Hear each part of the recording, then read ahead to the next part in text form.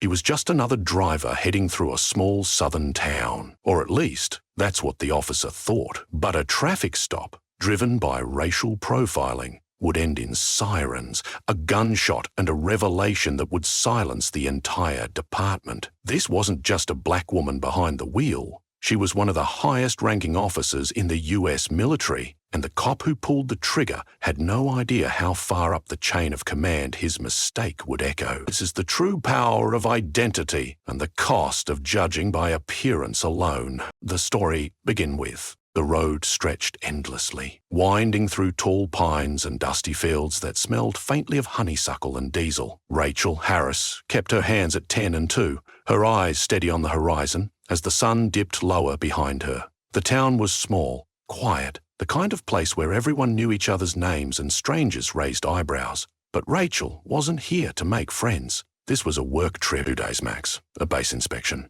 a classified report, and a brief visit to the memorial site for a soldier who died under her command. She wasn't in uniform.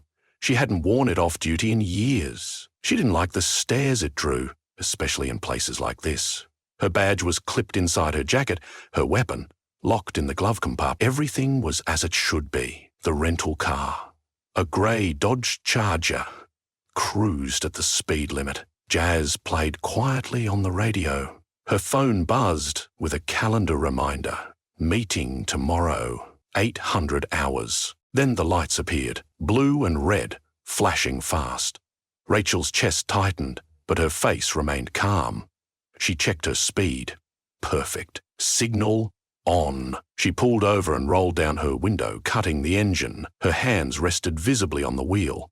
Behind her, the police cruiser's door opened. A young officer stepped out, heavy-set and pale, late 30s, with mirrored sunglasses that reflected the fading sky. He walked toward her car like he was storming a battlefield.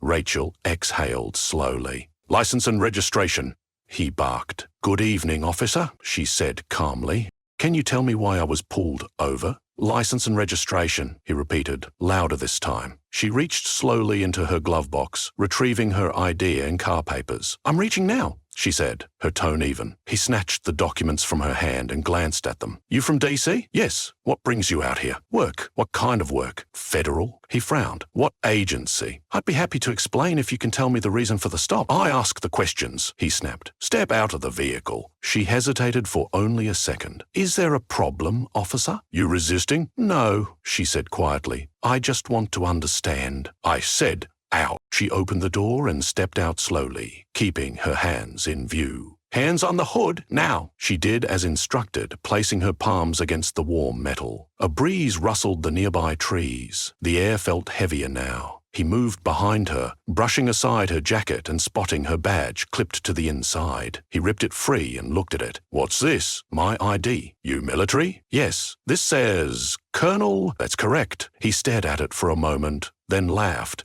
"Yeah, right. It's real. You expect me to believe that?" She didn't answer. She just looked straight ahead. "I've seen fake ones before," he muttered. "You'll think just flashing a badge gets you off." "I don't want to get off, officer. I just want to be treated fairly. Don't tell me how to do my job." He stepped back and called into his radio. Rachel couldn't hear what he said, but she could feel it. Something had shifted. "I'm going to search the vehicle," he said.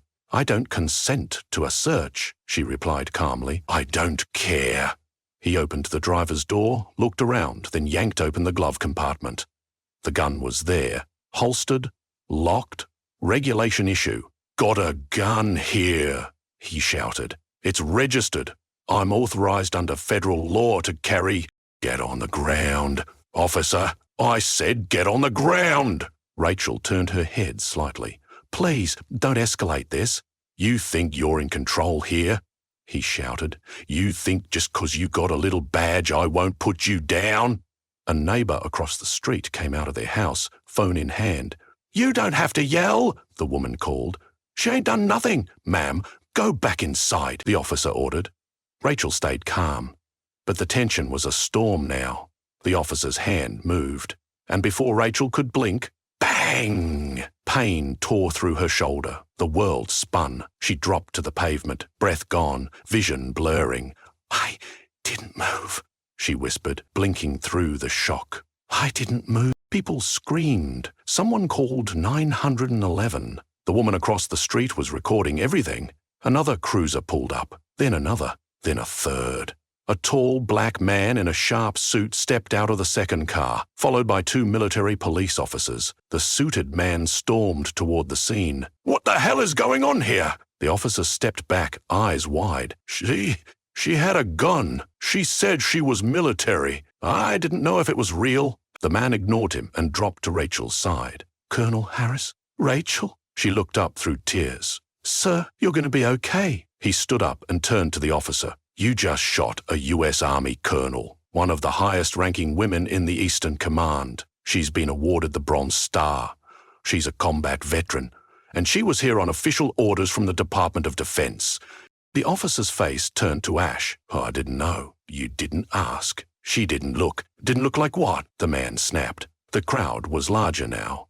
Dozens of phones recording. EMTs arriving. As they lifted Rachel onto the stretcher, she looked directly into the officer's eyes. "Do you know what it's like to survive war?" she said. "Only to be shot on your own soil because of your skin?" He didn't answer. He couldn't.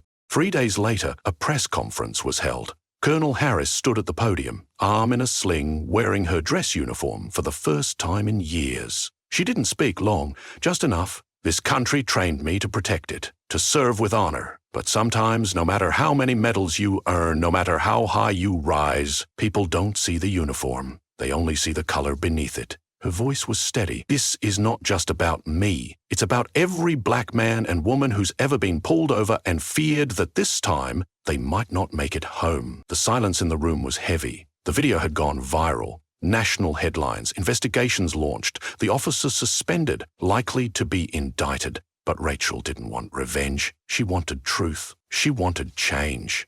And for once, the whole country was listening.